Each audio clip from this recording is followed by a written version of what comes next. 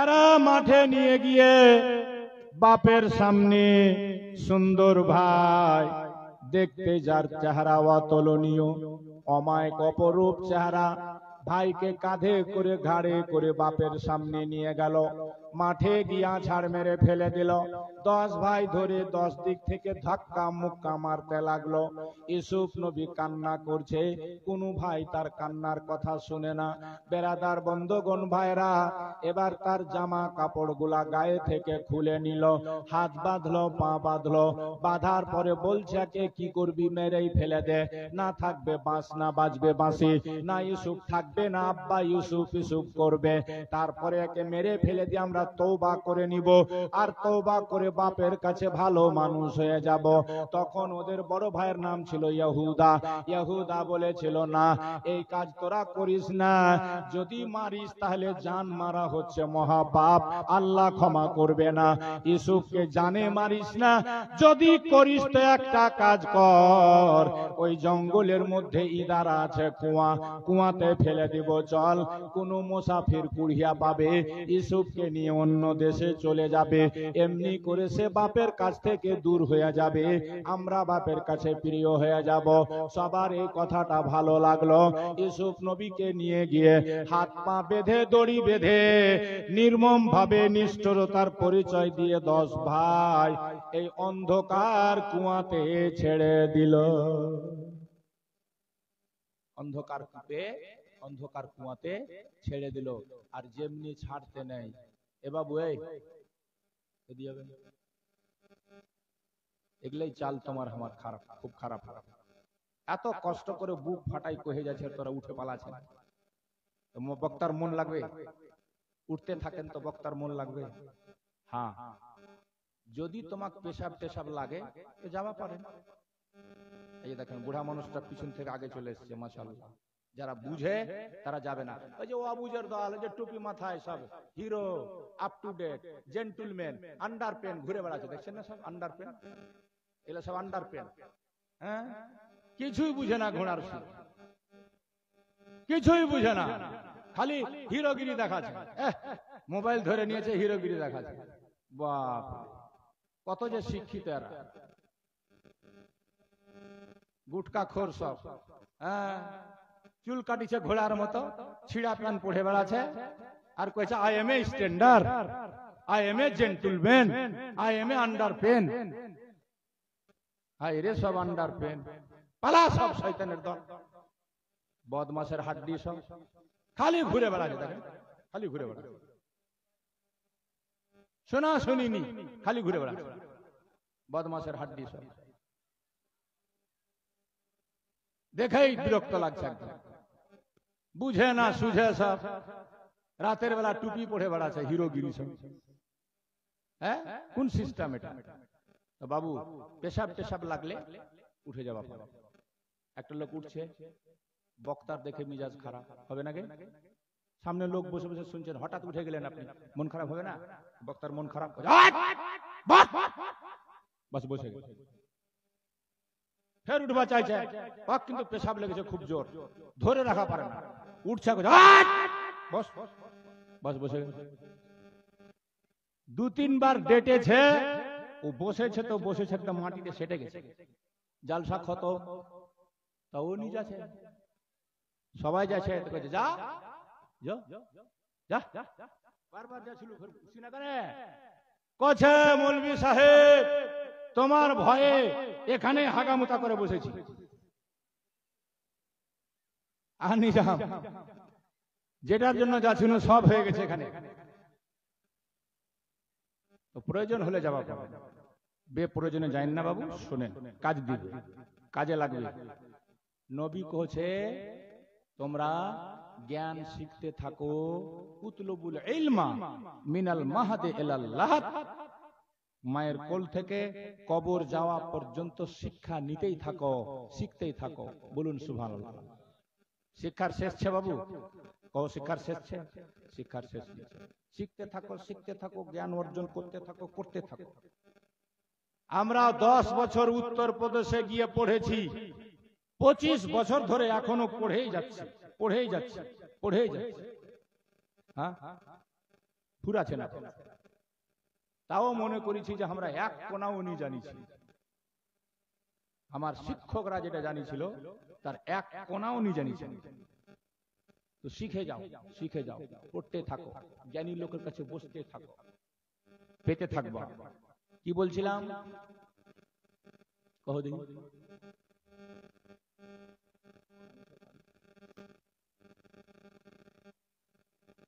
কি বলছিলাম কে? 10 ভাই কি করলো? আহা, নির্মম ভাবে এত সুন্দর ভাইকে হিংসাতে, হিংসা কত খারাপ জিনিস দেখেন। হিংসা হচ্ছে মানুষের পতনের কারণ। ঠান্ডাটা দাও না তুমি আমাকে, ঠান্ডাটা দাও।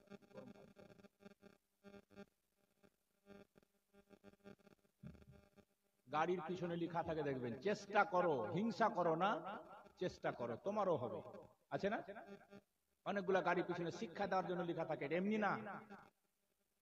হিংসা করো না, চেষ্টা করো, তোমারও হবে। এই জন্য হিংসা করতে নাই, কিন্তু মানুষ হিংসা দিয়ে তৈরি। হিংসা করাটা হচ্ছে ইবলিসের সিফত। কার সিফত গে? এবার শুনে নাও, মজার একটা জ্ঞানের কথা কইছি। আদমকে আল্লাহ যখন ফার্স্ট মানুষ বানালো, আদম নবীকে ফেরেশতারা পুতুলটা বানাচ্ছে, ইবলিস দেখছে। ইবলিস দেখে আর হিংসা হয়ে গেছে।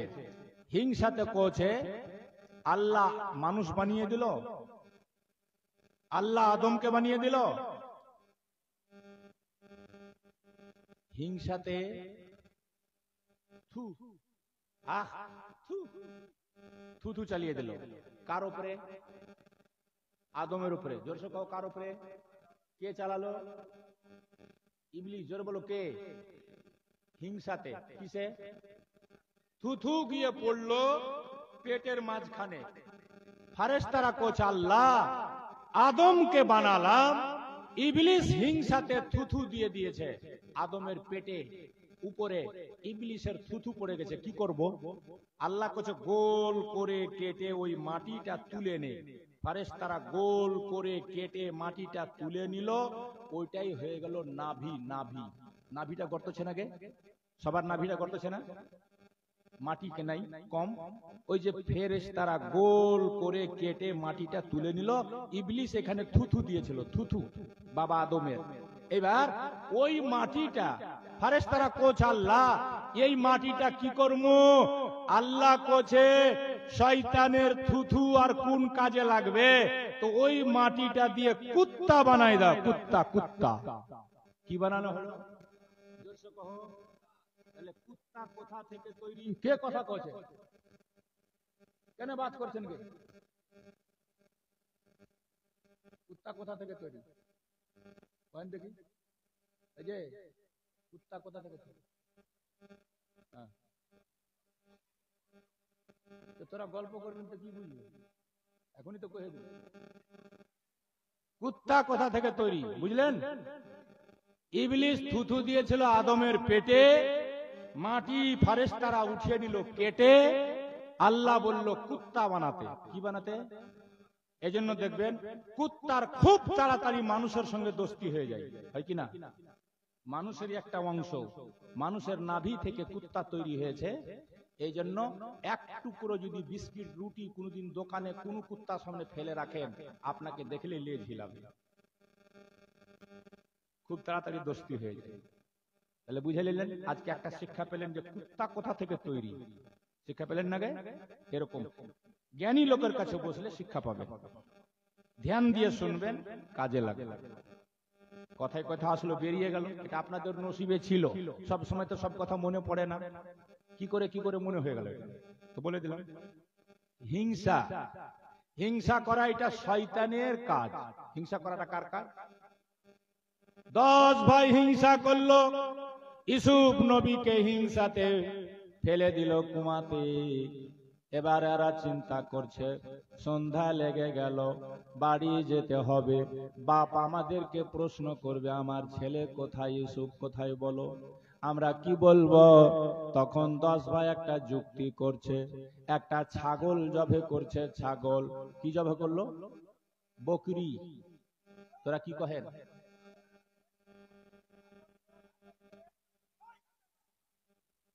ছাগল।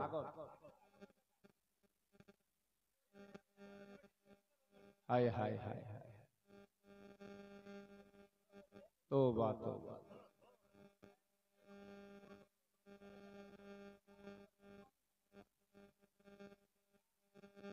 তাহলে এই ছেলেদের বাপ মাই বা কেমন হতে পারে ভাবেন তো। নবীর মাহফিলে এসে যদি এরকম নোংরামি করে, তাহলে এদের জন্ম কোনখানে, আর এদের বাপ মা কি? হ্যাঁ, এমনি বাধ্য হয়ে আমি কতগুলা কথা বলি না, বাধ্য হয়ে বলতে হয়। তো শুনুন সংক্ষেপে কথা। ছাগল জবে করে, বকরি জবা করে, জামাতে ইউসুফ নবী যে জামাটা এরা খুলেছিল, কেড়েছিল, ওটাতে বুদ্ধি করে রক্ত মাখালো। রক্ত মাখিয়ে এবার বুদ্ধি করছে।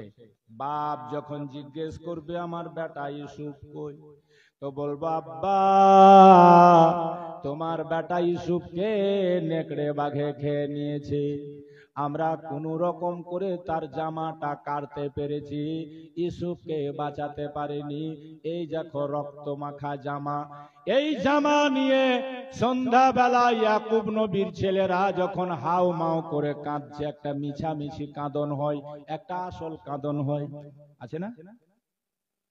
দেখবেন কতজন অভিনয় করে কাঁদে। জালসাতেও ফের বক্তা বেরিয়েছে এখন, কাঁদন বের না হলে মানুষের কাছে মন জয় করার জন্য ভিক্স মাখছে চোখে, যেন টপ টপ করে পানি ঝরে।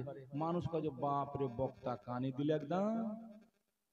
হ্যাঁ, এগুলা খোদা এমন মার মারবে, এগুলা মুলবিকে এমন মার মারবে যে পাছার চামড়া তুলে মারবে। হ্যাঁ, যেটা অভিনয় করে কাঁদে। আর একটা কাঁদা হলো অরিজিনাল, কোন দুঃখের ঘটনা বলতে গিয়ে অন্তর ফেটে যায়, চোখের পানি বেরিয়ে যায়, সেই কাঁদাটা আলাদাই কাঁদা। তো বাবাজি ভাইয়েরা অভিনয় করে কাঁদছে, হাউমাউ করে একদম চোখে মুখে, হ্যাঁ কেমনই যেন চিহ্ন, আর জামা কাপড় একদম কেমন। আর আপনার ওই রক্ত মাখা জামা নিয়ে বাপের সামনে মিছামিছি কেঁদে বলছে আব্বা আব্বা আব্বা আব্বা,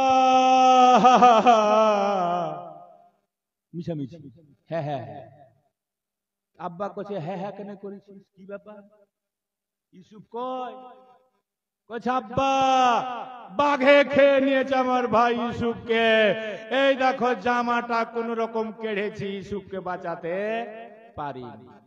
ইয়াকুব নবী জামাটা দেখে কইছে এটা মানুষের রক্ত, তোরা বোকা বানাচ্ছিস আমার। মানুষের রক্ত কেমন হয়, জানোয়ারের রক্ত কেমন হয়, এটাকে আমি চিনি না। এটা তো এক মানুষের রক্ত নয়। দুই, তোরা যখন আমার ইউসুফকে বাঘে ধরেছে আর ছিঁড়াছিঁড়ি করে জামাটা যখন কেড়েছিস, তো জামাটা কোথাও ছিঁড়বে না গে? বলো, জামাটা তো অক্ষত, কোথাও তো ছিঁড়েনি। এটা কোন যুক্তি তোদের? সম্পূর্ণ মন গড়া কথা। আমার ইউসুফ কোথায়? নবী বুঝতে পারছেন আল্লাহ আমার পরীক্ষা নিচ্ছে। এটা আমার কাছ থেকে, আমি যেহেতু সবচেয়ে প্রিয় ইউসুফকে ভালোবাসি বেশি, আল্লাহ আমার কাছ থেকে কিছুদিনের জন্য আমার ছেলেকে দূর করে দিল। উনি বুঝতে পারছেন, দূর করে দিল। ওয়াল্লাহুল মুস্তাআন আলা মা তাসিফুন, কোরআনে আছে, উনি বলছেন আমি আল্লাহর উপর ভরসা করে, তোমরা যেটা মন গড়া কথা বলছো, আমি আল্লাহর উপর ভরসা করে থাকলাম। তবে কোন বাঘে আমার ছেলেকে খেয়েছে, ওই বাঘটা তোরা ধরে আনতে পারবি? বলছি তো মহা মুশকিল। ছুটলো 10 ভাই, দৌড়ে দৌড়ে দৌড়ে দৌড়ে একটা নেকড়া বাঘকে ধরে, ওর মুখে ফের একটু ছাগলের রক্ত মেখে বাঘটাকে ধরে নেকড়া বাঘকে নিয়ে আসছে ইয়াকুব নবীর কাছে। ইয়াকুব নবী সততাটা যাচাই করার জন্য এদের সামনে বাঘটার জালিম বাঘ, তুই আমার ছেলেকে খেয়েছিস কেন? বাঘ খোদার হুকুমে কথা বলতে লাগলো। সুবহানাল্লাহ, জোরসে বলো সুবহানাল্লাহ। আল্লাহ তাআলা বাঘকে পাওয়ার দিল, কথা বলতে লাগলো। যেমনি নবী পিঠে হাত রেখেছে, বাঘ মানুষের মতো কথা বলছে আর কচ্ছে, হুজুর আমরা কোনো নবীকে কোনোদিন খেতে পারি না। সুবহানাল্লাহ, সুবহানাল্লাহ। ওগো আল্লাহর নবী ইয়াকুব, আপনার ছেলেরা যে কথাটা বলেছে সম্পূর্ণ বানানো কথা, মিথ্যা কথা হুজুর। আমরা কোনো নবীকে, কোনো নবীর বেটাকে খাই না কোনোদিন। আপনার ছেলেরা আমার মুখে জবরদস্তি ছাগলের রক্ত মেখেছে, বকরির রক্ত মেখেছে, আমি আপনার ছেলেকে খাইনি। ইয়াকুব নবী বাঘটাকে ছেড়ে দিলেন, নেকড়ে বাঘ চলে গেল জঙ্গলের দিকে। এবার ইয়াকুব নবী ছেলের বিরহ ব্যথা সহ্য না করতে পেরে কাঁদতে শুরু করলেন, কাঁদতে শুরু করলেন। হায় আমার ইউসুফ, হায় আমার প্রাণপ্রিয় সন্তান ইউসুফ। কাঁদতে কাঁদতে কাঁদতে কাঁদতে দীর্ঘ 40 বছর কেঁদেছেন ইউসুফের জন্য। আর দেখা হলো না, চোখের জ্যোতি হারিয়ে গেল। বেরাদার বন্ধুগণ, মিশর দেশের এক দল লোক কোন দেশ থেকে বাণিজ্য করে আসছিল। জঙ্গলে একটা কূপ কুয়া দেখতে পেয়ে তারা খিমা লাগালো, তাম্বু টাংলো, দুটা লোককে পাঠালো, দেখো তো পানি পাওয়া যায় কিনা। ওইদিকে ইউসুফ নবীকে ভাইরা ফেলেছে। আমার আল্লাহ বলে, ওগো জিবরিল আমিন ফারেস্তা, দ্রুত গতিতে ছুটে যাও। আমি একদিন যাকে পায়গাম্বার বানাবো, একদিন যাকে মিশরের বাদশাহী দান করব, তার ভাইয়েরা তাকে মারার জন্য অন্ধকার কুয়াতে ফেলে দিয়েছে। এই কুয়াতে সাপ আছে, বিষাক্ত আছে, ইউসুফকে যেন দংশন না করে, যেন খেয়ে শেষ করতে না পারে। এই জন্য তাড়াতাড়ি গিয়ে একটা পাথর ইউসুফ নবীর নিচে ধরে নাও আর তাকে ওখানে আটকে দাও। ইউসুফ নবী 3 দিন পর্যন্ত এই কুয়াতে থাকার সময় ওই দেশের একটা বিশাল বড় নাম করা বাদশাহ, তার একমাত্র একটাই বেটি, একটাই কন্যা, যার নাম হলো জুলেখা। কি নাম বললাম? জোরে বলো। সেও দেখতে কম সুন্দরী নয়। বাদশার শাহজাদি একমাত্র কন্যা যৌবনে পদার্পণ করেছে। বাদশাহ চিন্তা করছে, বাদশার বউ চিন্তা করছে, বেটি যৌবনে পদার্পণ করেছে, বিয়ে দিতে হবে। কোন শাহজাদার সাথে বিয়ে দিব? কোন দেশের বাদশার ছেলে আমার মেয়েকে নিয়ে যাবে? এটা চিন্তা বাপ মায়ের থাকে, টেনশন থাকে। হঠাৎ করে জুলেখা বাপের অট্টালিকাতে ঘুমাতে ঘুমাতে একদিন রাত্রে স্বপ্নে দেখতে পেয়েছে ইউসুফ নবীকে। কাকে দেখেছে?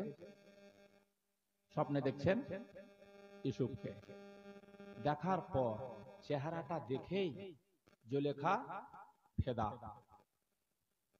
হওয়ারই কথা। আল্লাহ ইউসুফকে বানিয়েছিল এরকম চেহারা, দেখেই ফেদা। ঘুম ভেঙে গেল, আর ঘুম আসছে না। সকাল হলো, জুলেখা যেন বিড় বিড় বিড় বিড় করে কি বলে, স্বপ্ন জীবনে অনেক দেখেছি, এটা কোন স্বপ্ন দেখলাম, এটা কোন চেহারা দেখলাম, এই চেহারাটা আমাকে আমার মাবুদ আল্লাহ কেন দেখালো? ব্যাপার কি? এই চেহারা তো আমি এত সুন্দর কাউরির দেখিনি। এই আমার স্বপ্নের পুরী শাহজাদা কে, ইনি বাড়ি কোথায়? আমি তো তার নাম ধাম কিচ্ছুই জানলাম না, জিজ্ঞেস করলাম না, জানি না আর কোনোদিন স্বপ্নে দেখতে পাবো কি পাবো না। তারপরে রাতে দেখছে হঠাৎ করে হযরতে ইউসুফ নবী যেন জুলেখাকে ইশারা করে বলছেন, জুলেখা একটা কথা জেনে রাখবা জুলেখা, আল্লাহ তাআলা তোমাকে আমার জন্য, আমাকে তোমার জন্য সৃষ্টি করেছে। কে কইছে কথা?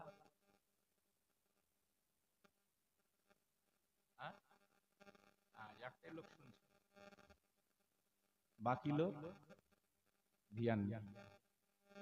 ইউসুফ কইছে, জুলেখা তোমাকে আমার জন্য, আমাকে তোমার জন্য আল্লাহ বানিয়েছে। ফের স্বপ্ন দেখল, খুশিতে আত্মহারা, পাগল পারা, ঘুম ভেঙে গেল। ফের বিড় বিড় বিড় বিড় বিড় বিড় করছে, নিজে নিজে নিজে নিজে কি যেন বকছে। তো বাপ মা ভাবছে বুঝি মেয়েটার ব্রেন ট্রেন খারাপ হচ্ছে নাকি, কি বকে, কি বলে, কাউকে কিছু বলছে না। এর বিয়ে শাদী দিতে হবে, বয়স হচ্ছে, মেয়েটা এমন কেন করছে? আবার স্বপ্নে দেখছে তোমার বাড়ি কোথায়? তোমাকে আমার জন্য, আমাকে তোমার জন্য আল্লাহ তৈরি করেছে, তোমাকে পাবো কোথায়? ইউসুফ নবী এবার বলছেন, আমাকে পেতে হলে যেতে হবে মিশরে। কোথায়? জোরসে বলেন, কোথায়? মিশরে কোন জায়গায়? তুমি কে? তুমি কি? বলছে, আমি হব মিশরের খাদ্য মন্ত্রী। আমি হব মিশরের খাদ্য মন্ত্রী আমি। এবার জুলেখার ঘুম ভেঙে গেল। পেয়ে গেছি, পেয়ে গেছি, পেয়ে গেছি, পেয়ে গেছি, খুশিতে আত্মহারা। পেয়ে গেছি, পেয়ে গেছি। লোক বলছে, কি পেয়েছি? বলবি তো? তোর বাপ মা চাইছে তোর বিয়ে দিতে। বাদশাহ জাদা, শাহজাদা, কত দেশের রাজা মহারাজা প্রস্তাব দিতে চাইছে তোকে। বলছে, যে বিয়ে করবে আমাকে, আমি তাকে এক চোখে এক নজর আগে দেখতে চাই। না দেখলে তার সাথে আমার বিয়ে হবে না। বড় বড় বাদশার ছেলেরা আসলো, চেহারা দেখছে। এই চেহারা তো ওই চেহারা না। কাউকে বলতেও পারে না স্বপ্নের কথা। এটাও চলবে না, এটা চলবে না, এটা চলবে না, এটা সংবর বলা হয়। বর পছন্দ করে একটা মাহফিল সাজালো তার বাপ। দেশ বিদেশের রাজা মহারাজার সুন্দর সুন্দর ছেলেকে নিয়ে এসে বসালো। ঘুরে ঘুরে দেখছে জুলেখা, নিজের বান্ধবীদের সাহেলীদের সাথে নিয়ে আছে, আর ওরা পুছ করছে, জুলেখা এতটির মধ্যে কোনটা ছেলে তোর পছন্দ?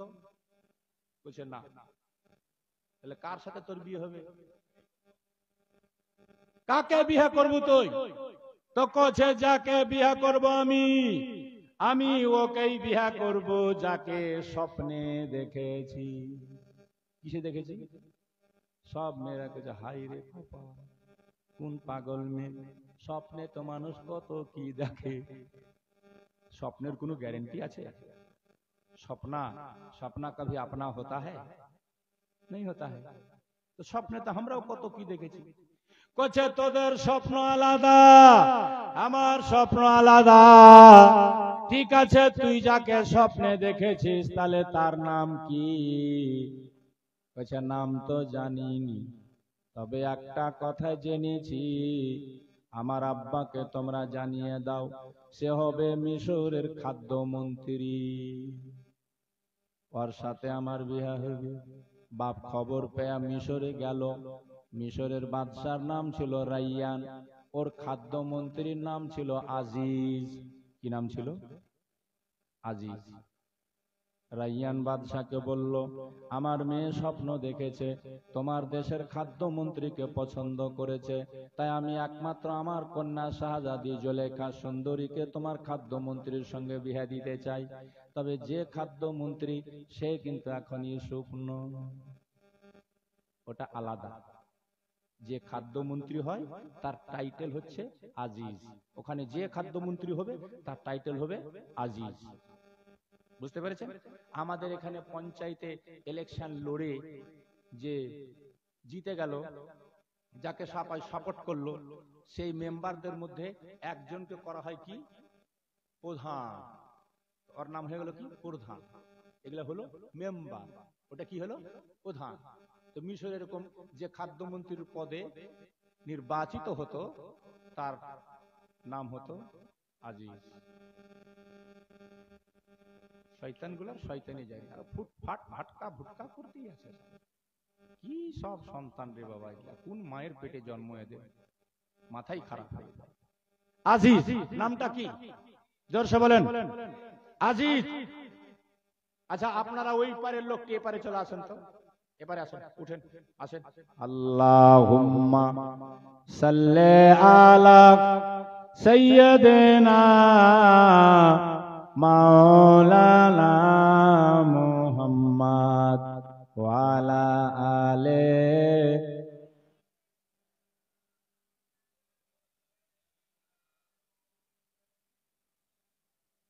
হাবিবেনা। জোরে জোরে।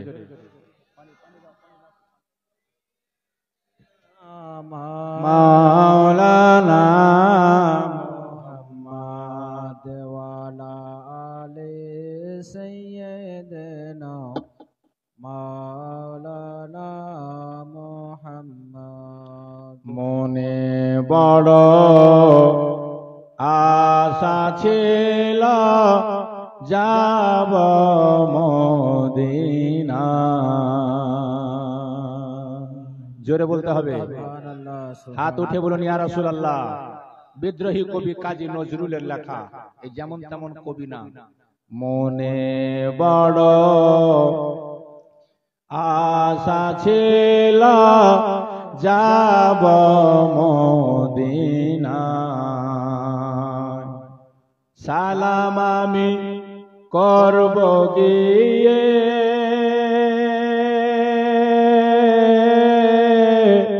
নবীর রওজায়।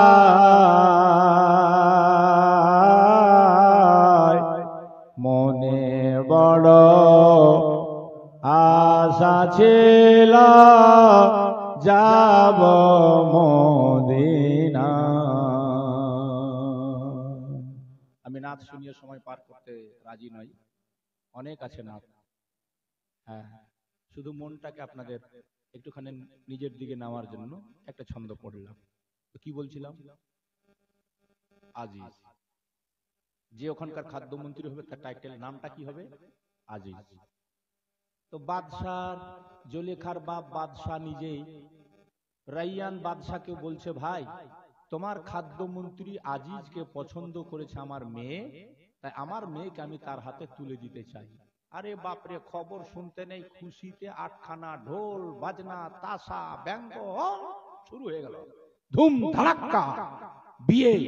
বাদশার মেয়ে আমার বিয়ে মানে বুঝতেই পারছেন, গোটা এরিয়ার দাওয়াত চলছে, ভোজ চলছে, জুলেখা সুন্দরীর বিয়ে হচ্ছে আজ তার স্বপ্নের পুরী শাহজাদা মিশরের খাদ্যমন্ত্রী আজিজের সাথে।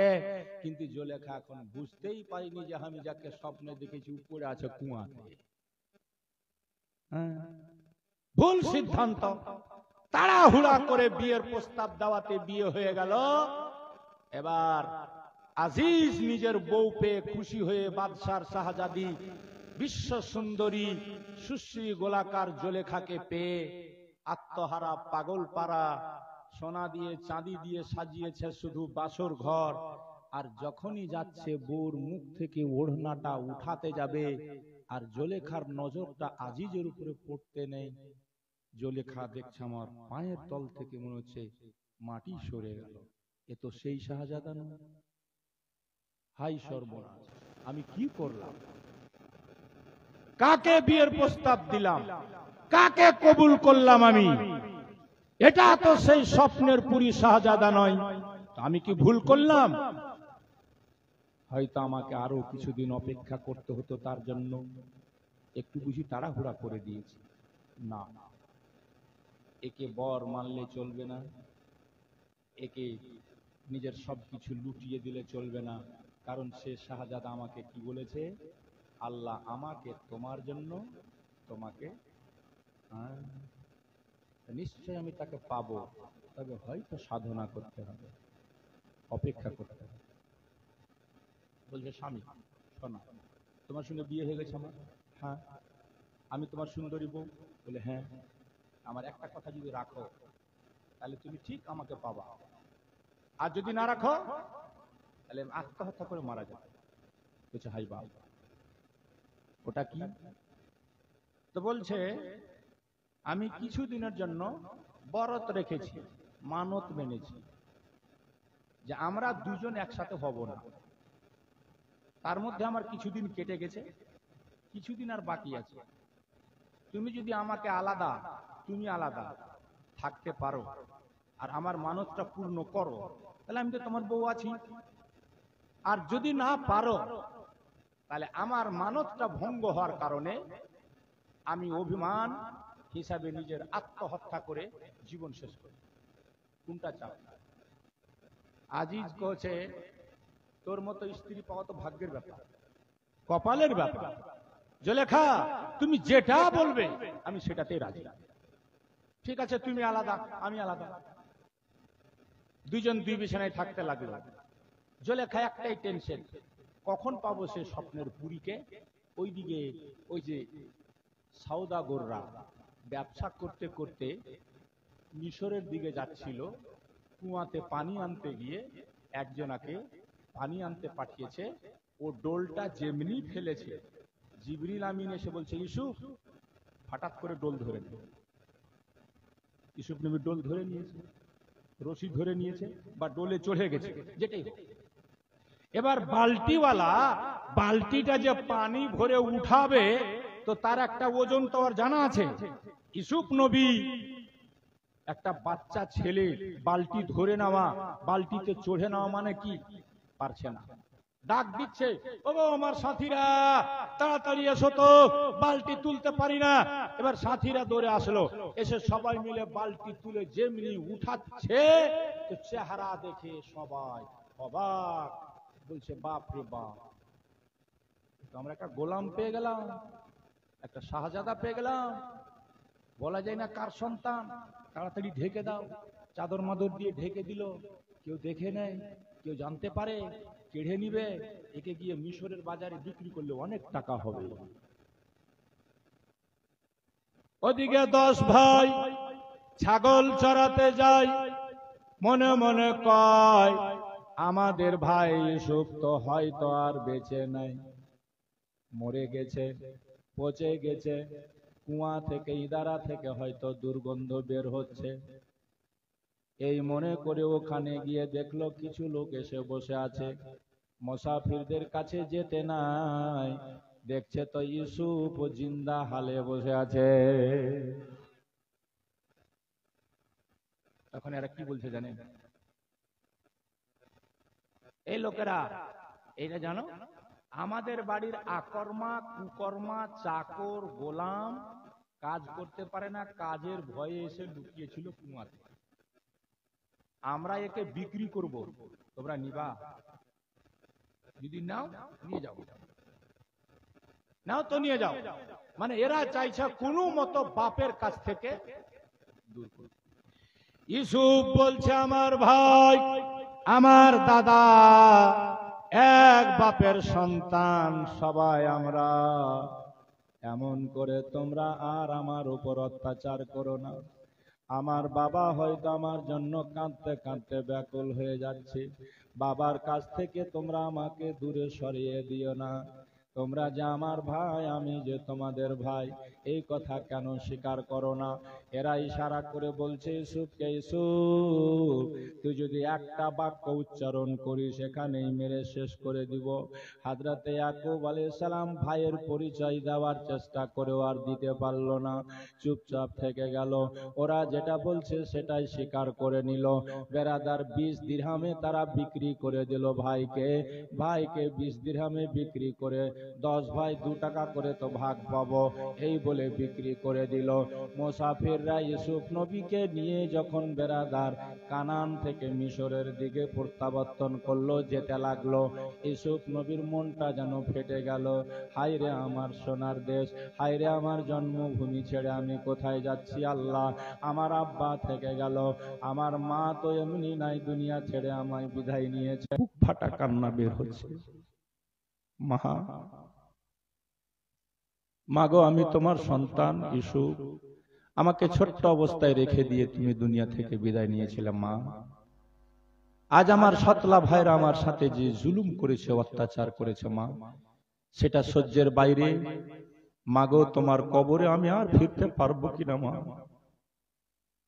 তোমার ছেলের শেষ সালাম নিয়ে নাও, আমি তোমার কাছ থেকে বিদায় নিচ্ছি মা বলে ইউসুফ নবী খুব কান্না করলেন মায়ের কবরে, মায়ের মাজারে। সেখান থেকে তারা তুলে ধরে ইউসুফ নবীকে আবার জানোয়ারের পিঠে করে নিয়ে গেল মিশরের বাজার, বিক্রি করবে। গোলাম এসেছে বিদেশ থেকে, সে অপরূপ সুন্দর। সেই জামানাতে চাকর বাকর কিনা বেচা একটা প্রথা ছিল বাবা, বাড়ির জন্য চাকর বাকর দাম দিয়ে কিনা হতো। মিশরে বাজার লাগে, হাট লাগে, ছাগল বিক্রি হয়, বকরি বিক্রি হয়, মানুষও বিক্রি হয়, চাকর বিক্রি হয়। ইউসুফ নবীকে কিনার জন্য কম্পিটিশন বসেছে। একটা বুড়ি মেয়ে সুতা কাটতো, সুতা। সে শুনেছিল যে একজন পয়গম্বরের ছেলে ইউসুফ বিক্রি হবে মিশরে, তো দেখি ক্রেতাদের মধ্যে আমিও যদি একজন